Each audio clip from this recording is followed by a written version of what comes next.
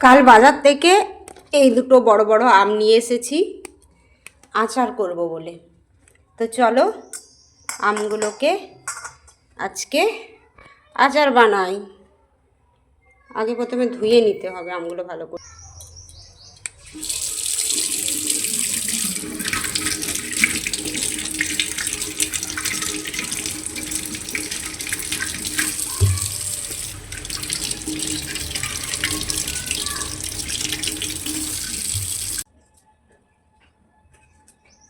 পেকে গেছে নাকি?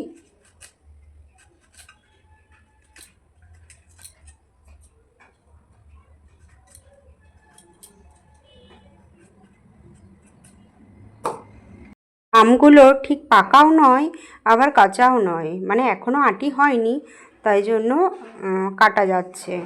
এই তো আমি এগুলো পিস পিস করে নিচ্ছি। একটুখানি পিসগুলো বড়ই করছি কারণ মানে রোদে দিতে হতো তো, কিন্তু রোদে তো দেওয়ার টাইম নেই, তাই জন্য একটু বড় বড়ই করছি। এখনই তেলে দিলেই তো গলে গলে যাবে, ওই জন্য পিসগুলো একটু মোটা মোটাই করছি। জানালাটা দিয়ে একটুখানি রোদে দিয়ে দেখি, রোদ যদি আসে ভালো, একটুখানি রোদ পাবে। প্রথমে কড়াইটাকে গরম করে কিছু গোটা মশলা গরম করে নিচ্ছি। আচারের মধ্যে গোটা মশলা পেস্ট করে দিলে সেটার একটা আলাদাই টেস্ট হয়। দেখো আমার মশলাগুলো ভাজা হয়ে গেছে, তো আমি এবার নামিয়ে নিচ্ছি। এবার এগুলোকে আমি শিলনোড়ার মধ্যে বেটে নেব। দেখো আমি এখন এবার মশলাটাকে ভালোভাবে পেস্ট করে নিচ্ছি। আচারে সবথেকে বেস্ট জিনিস হচ্ছে এই ভাজা মশলা দিলে আচারে একটা স্বাদ আলাদাই আসে। তো দেখো আমার মশলাগুলো গুঁড়ানো হয়ে গেছে, তো আমি এবার তুলে নিচ্ছি। এবার হচ্ছে কড়াইতে তেল দিয়ে দিলাম। তেলটা না আমার মনে হচ্ছে বেশি হয়ে গেছে, কিন্তু কি করব, আর তো নামানোর কোনো উপায় নেই। তো যাকে এখানে একটা তেজপাতা দিয়ে দিলাম আর কিছু শুকনো লঙ্কা দিয়ে দিলাম। শুকনো লঙ্কা আচারে দিলে একটু ভালোই লাগে। তো শুকনো লঙ্কা তেজপাতাটা গরম হয়ে গেলে এবার আমগুলোকে আমি দিয়ে দেব। কাঁচা আম তো রোদে দিতে পারলাম না, তো রোদে দিলে একটুখানি বেশি ভালোই হতো। আমের মধ্যে যে রসটা থাকে সেগুলো একটু সূর্যের আলোতে দিলে রসটা মানে শুষে নেয়, তো তাহলে আমটা এই ভাজার সময়তে গলে যায় না। তো দেখি এখন কি হয়, আশা করি গলেই যাবে। তো দেখো আমি আস্তে আস্তে এটাকে আগে ভেজে নেব, তারপর ওই নুন হলুদ ওগুলো মেশাবো। দেখো আমগুলো না ভাজতে ভাজতে পুরো গলে গলে যাচ্ছে, আমি তাও এখনও নুন দিইনি।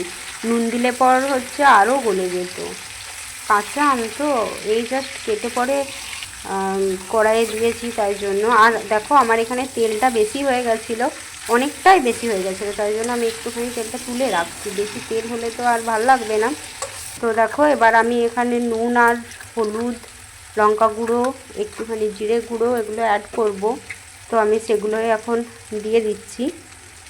আর একটু তো ঝাল না হলে তো আচার ভাল লাগবে না, তাই লঙ্কা গুঁড়োটা একটুখানি বেশিই দিলাম, যাতে ঝাল ঝাল একটা টেস্ট আসে।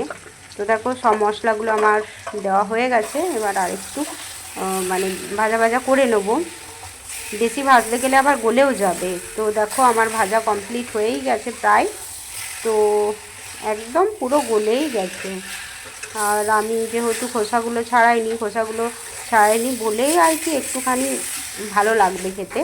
তো দেখো আমার এখানে ভাজা হয়ে গেছে, এবার আমি হচ্ছে গুড় অ্যাড করে দেবো। দেখো বেশি মিষ্টি দেবো না, কারণ হচ্ছে আচারে একদম বেশি মিষ্টি হলে ভালো লাগে না, একটুখানি টকটাও থাকতে হবে। টক নুন ঝাল সবই পরিমাণ মতো দেবো। তো আমি এখানে বেশি গুড় দিইনি। তো দেখো আমার এখানে সব দেওয়া হয়ে গেছে, এবার গুড়টা একটু ফুটে আসবে।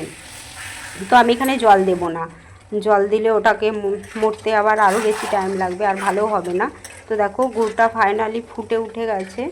তো এই দেখো আর একটুখানি ফুটতে থাকুক, গুড়টাও তো একটুখানি ফুটতে হবে। তো আর একটুখানি হোক 2-4 মিনিট। তো আচারটা ফাইনালি হয়ে যাওয়ার পর আমি এখানে লাস্টে এই যে ভাজা মশলাটা যেটা পেস্ট করে রেখেছিলাম সেটাকে অ্যাড করে দিলাম।